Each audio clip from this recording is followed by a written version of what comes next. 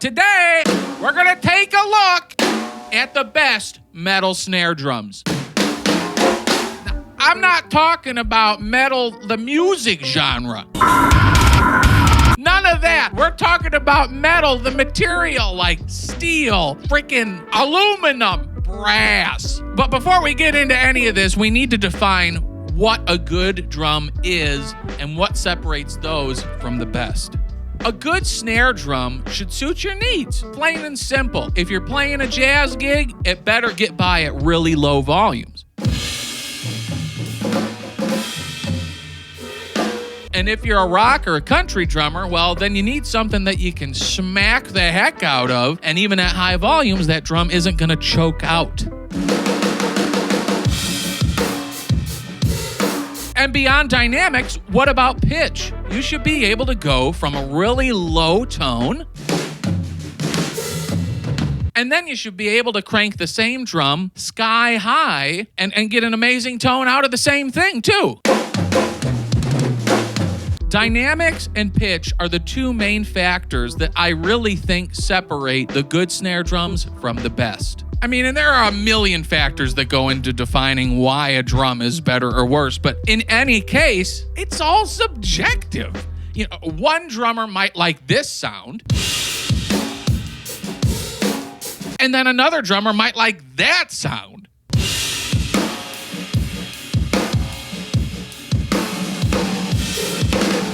And then there's probably a few people watching right now that are thinking, I hate both of those tones. I hate drums.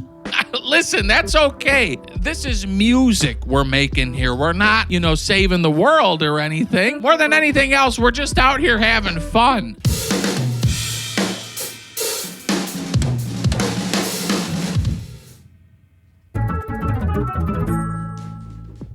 And that's why I made this list. I wanted to give drummers an idea of 7 universally great snare drums that go from the lowest to the highest pitch, from the lowest to the highest dynamic level. Any one of these drums you could take to any gig, and with the right heads and tuning, you'd get by just fine. In that same spirit, this list isn't from worst to best. This is just a list of my 7 personal favorite metal snare drums. But you're gonna wanna stick around to the end anyways, even if it's not the best. They're all the best to me. At the end, that last drum we're gonna talk about has some of my favorite stories that go along with it. All right, without further ado, number 7.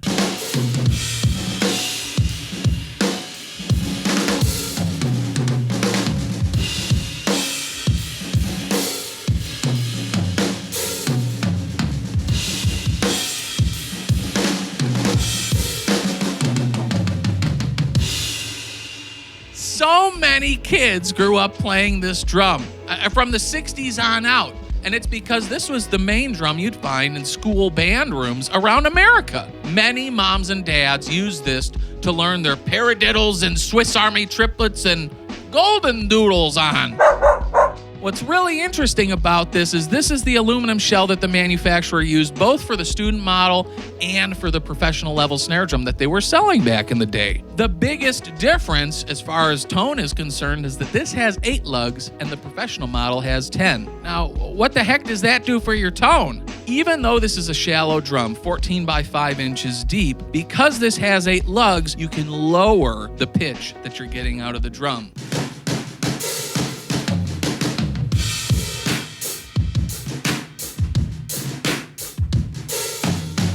Not only does that help, but because it's aluminum, I think that also helps open up that tone a lot more too. You can make this little drum sound like a powerhouse rock snare drum.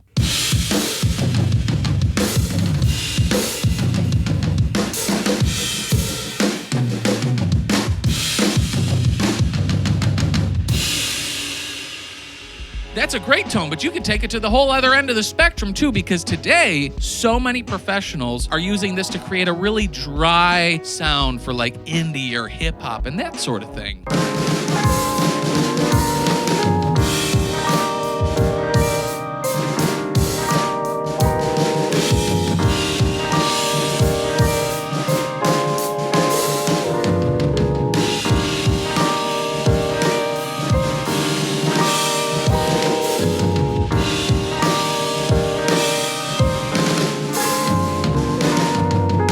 I love this snare drum. This is the Ludwig acrolite. Ooh. Now, if you're from the American Midwest, what is so nice about these snare drums is you can still find them at thrift shops and garage sales and that sort of thing for a very, very fair price. More than fair oftentimes. So if you can't afford a brand new drum, go out to a garage sale. Look in the classified ads on the internet and even in the newspaper. Sometimes you'll find these things popping up. And that is a great way to get into the number 7 drum on our list.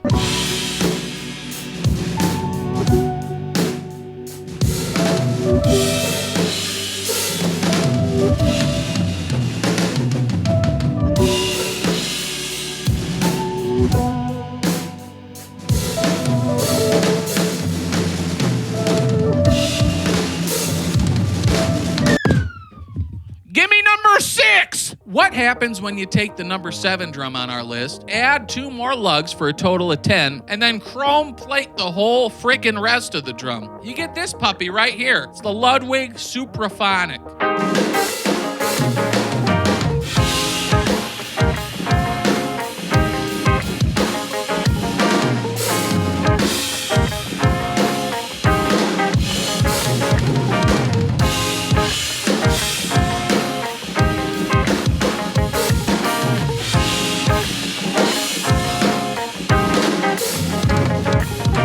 Added lugs center the sound a little bit. They focus the sound, and you can get an incredibly high pitch out of this little drum. And both the supraphonic and the acrolite from before are made in a way that you don't really see a lot of manufacturers making their metal drums, where most manufacturers roll their shells and then they sort of weld them at the seam. These are spun. There's no seam in them. So it's this sort of specialized process that not a lot of manufacturers get into, but the result is extraordinary. It produces some of the most musical metal drums, and that's why you're going to find so many Ludwigs on this list. The big brother to the LM400, this 14x5 supraphonic right here, that's what John Bonham used for so many years.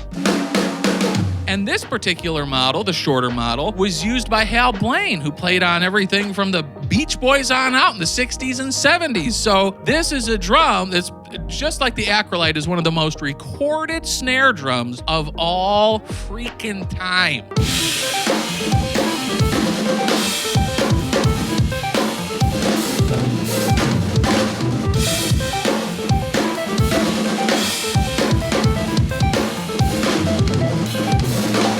Now, we've been talking about aluminum for a while, and there's another tone metal that we really need to talk about, and the next drum on our list gives a really great picture of that metal. Number 5! Let's get down to the brass tacks, baby. We got a brass snare drum right here from the early 60s, and you probably haven't heard of it unless you're a drum nerd like me. Chicago was home to so many great drum manufacturers in the 60s and 70s and even into the 80s. Ludwig left town eventually. Camco moved from state to state until now it's DW. Leedy's done, basically. What about the other one in town? You might know who I'm talking about.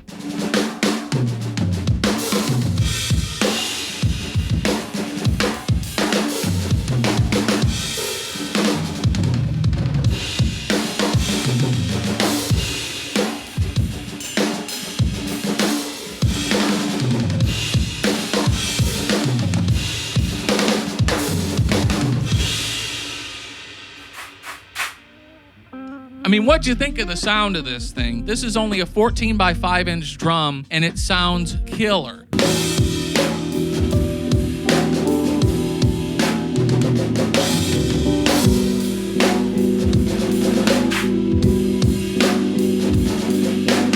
And that's modern music that you're hearing with this thing here, and this drum doesn't sound old at all. Brass drums generally have this timeless quality with the right tuning and heads, and so you're able to get that kind of tone like that. But what's great is that brass is so much more bright, more wet, if you will, rather than the dry tone of aluminum, and that sort of wet tone comes from all these overtones, or what we call them. So you have the note of the hit of the drum, but then there's all these other notes that are just floating around from the shell resonating that you're going to hear too.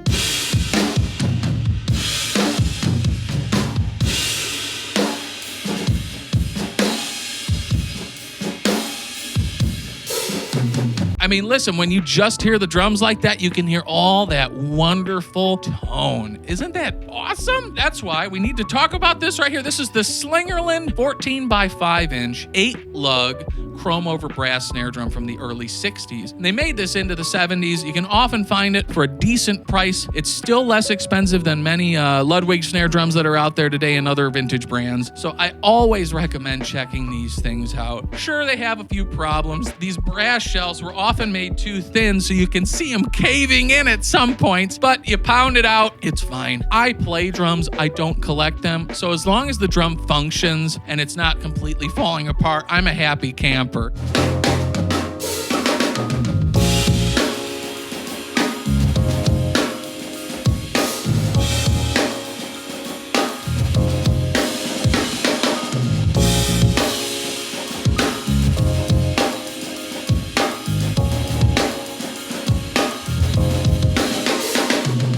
What a wonderful drum. But I wonder what would happen if we added a couple lugs. Oh, this is the wrong drum. Number 4! These brass shells are so heavy, I swear I gotta start lifting weights or something. I'm burning my arms out over here.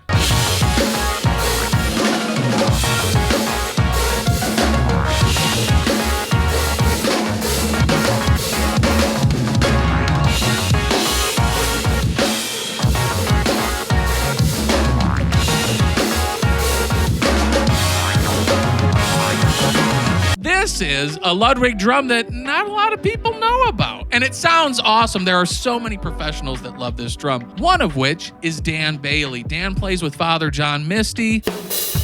And when he's not on the road, he's at home playing in his beautiful home recording studio. Now, Dan teaches recording stuff. He's got really great courses online, and he talks about this drum very often because just listen to how this thing sounds.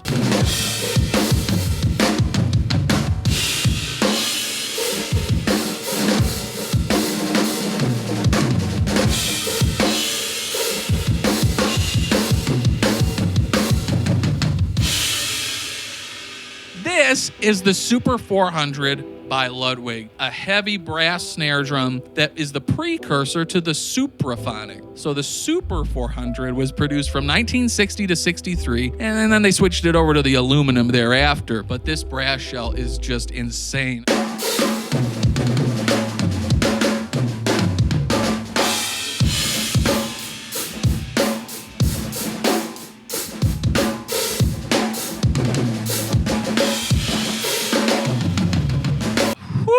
Now, the big difference between that sound and the aluminum is obviously you're getting those overtones like we talked about from brass, and the way you're getting it isn't just from the brass shell. The hoops on this drum are really thin chrome over brass. So we have a brass shell, brass hoops, and the snare beds are sort of crimped in such a way. They're formed in such a way that is very, very different than what you see on the supraphonics. Now, even though each of these things is a small difference, maybe the shell material makes a 20% difference in tone, and the hoops make a 10% difference, and the snare beds make a 5% difference. Well, again, over time, over the course of having all of these differences, it adds up to create a very stunning difference between this drum and others. Now, I'm gonna try to do something here. We're gonna try to stretch this out a little bit, and then I'm gonna paint it. Number 3.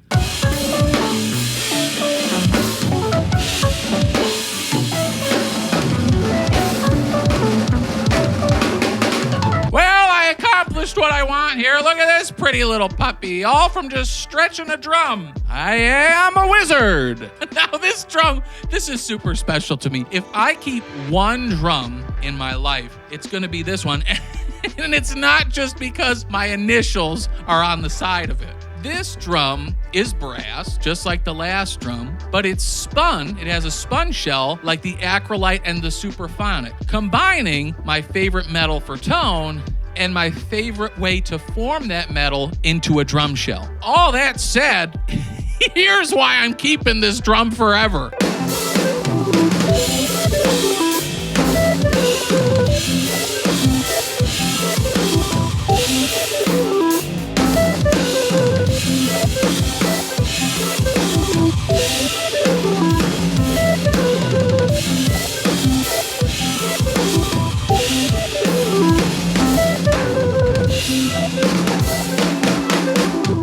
this is where the subjectivity thing comes in, right? You know, you have some drummers who love wood drums, some who love metal. I love metal drums, and that's why I'm making this video. You have some people who prefer aluminum, some people who prefer steel, and then some people who prefer brass. I prefer brass. And then you have some people that prefer a welded shell or a certain size or whatever else you can think of. But this has everything that I want in one drum. This is my Ludwig 14 by 6.5 inch Black Beauty snare drum. And if you look on the outside, this fading black nickel finish is the namesake of the drum. It looks gorgeous and it sounds just as good.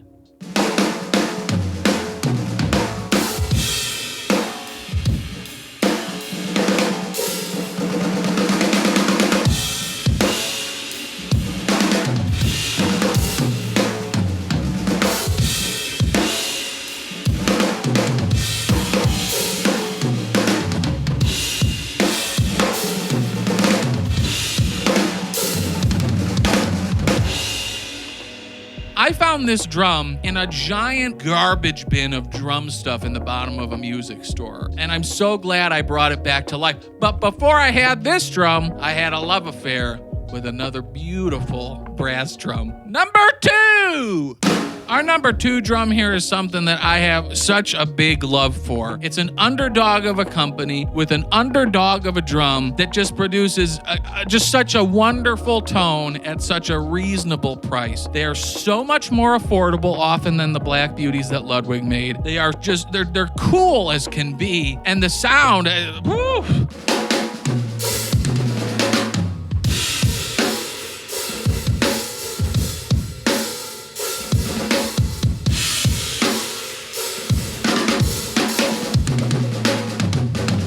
You got a thin brass shell. You got these interesting stick saver hoops that really aren't like anything else you've ever seen. And you got a beautiful 14 by 6.5 big boy shell that gives you all the tone in the world. You can go from using an Evans UV2 on this drum and getting a very, very classic snare drum tone. And then you pop something like the Evans Heavyweight Dry-On and you're gonna get something completely different.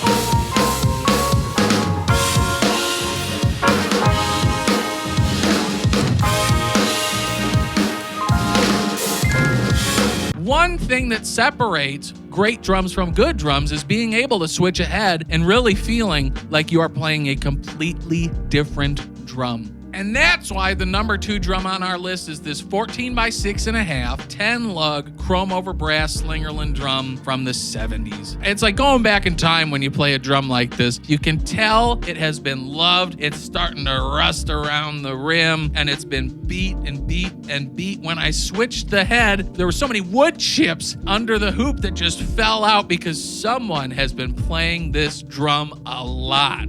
And I don't blame them. What a wonderful drum. It doesn't just sound good by itself. This is perfect with any tune that you throw at it.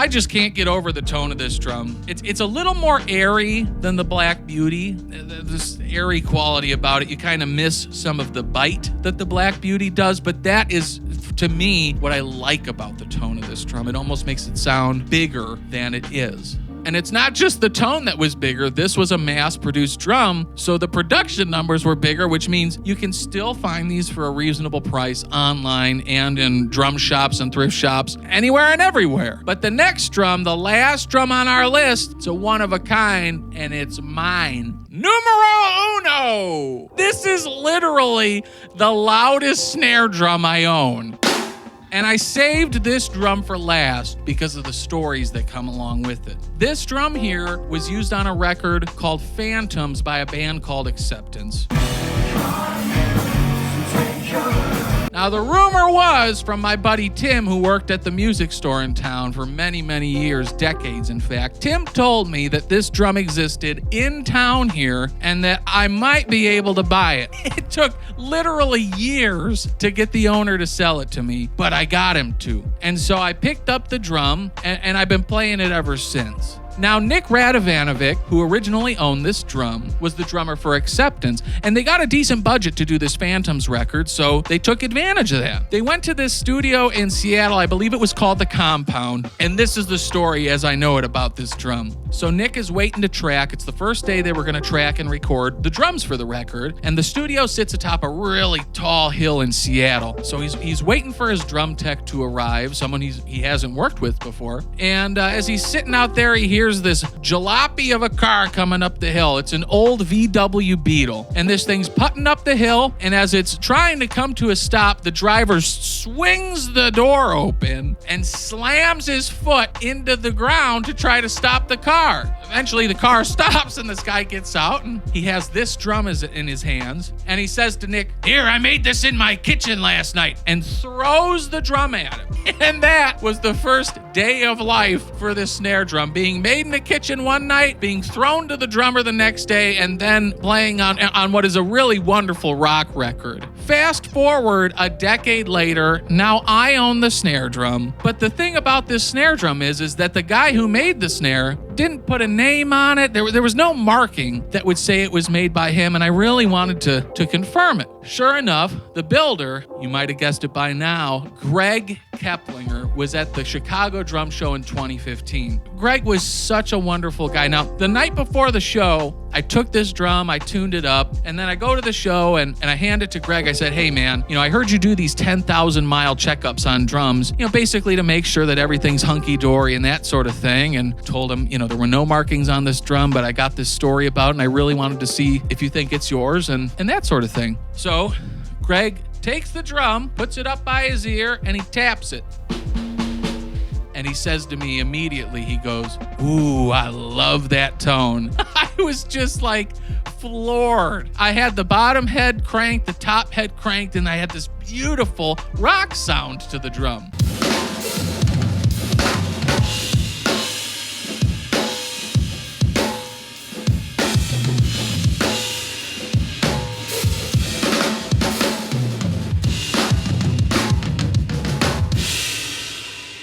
So anyways, for Greg to sign off on the tone was awesome, but that wasn't the end of the story. I literally sat with this dude for like 3 hours talking about life, and I was going through a rough patch at the time, and for this guy to kind of console me and, give me some ideas as to how I would move forward. I mean, it was just such a wonderful experience. And he told me stories from his childhood. Like, this dude would sneak into jazz bars to watch the greats play, and so he'd have to not only sneak in the entrance, but then he'd have to dart to the coat closet, and in between the slats of the coat closet doors, that's how he would watch the bands. I mean, incredible.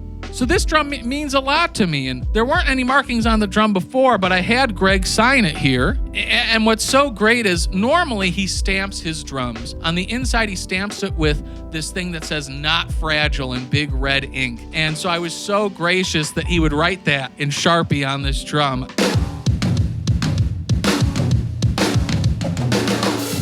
This is what makes a great drum. Stories, experiences, kindness, care, relationships. Two people, maker, drummer, and all the audience that are touched by these instruments. This is the stuff that really makes me fall in love with drums. Even though I said, we're really not saving the world here, it doesn't mean that we're not really being kind to ourselves through this, because that's what it is, right? We play drums, or you should play drums, because you're having fun playing drums. And you should use drums, hopefully, as a tool to garner community, friendships, relationships, deep bonds with people who you deeply connect with. Some of my greatest friendships are with drummers who I worked in music shops with, drummers who I met playing gigs around the Midwest with, drummers who I have met through the internet and therefore built wonderful real life relationships with. And so that's why this drum was listed last, is because it has all of those things. Sean Lane is a wonderful drummer who was working at the booth with Greg in 2015. And I told him, I said, dude, I'm coming to Seattle later this year and I'm going to find you. So anyway, Sean was working at this music shop and I walked from downtown Seattle 8 or 9 miles to the Trading Musician, which is one of my favorite shops in Seattle. And sure enough, I caught Sean on the one day a week he was working at that point. The serendipity of that is just like incredible, the chance that would happen. And so hopefully later this year, Sean and I are hoping to hang out while he's on tour. This is a relationship that's almost going 10 years on now. It's just incredible. So there you have it. 7 wonderful drums. Hopefully you got a kick out of it and learned a little bit about what separates the great stuff from the good stuff. And maybe you have the idea now that you might run out and get yourself a Ludwig Black Beauty or one of these old Slingerland drums or whatever. If you have any questions about this, about what might be best for you, put them in the comments. So about half of the snare drums you heard today are owned by me. The other half are owned by my friend Derek at MKE Drum Co. in Milwaukee, Wisconsin. Derek is the guy who fixes all my old drums and modifies my new drums. He's a great drummer and a great friend, and I'm so thankful that he would loan these drums to us today to try out. If you have an old drum that needs work, if you have a new drum that needs mods to really dial in your own tone, I don't recommend anybody else across the country. This dude is the guy. So check out Derek on Instagram. He's got a .com. He's all over the world. Give him a holler for all your drum restoration and modification needs. You're going to quickly find that this guy's a drum whisperer, okay? Oh, I whisper at the drum. Ah! All right, everybody. Thanks for sticking around. Until next time, be good.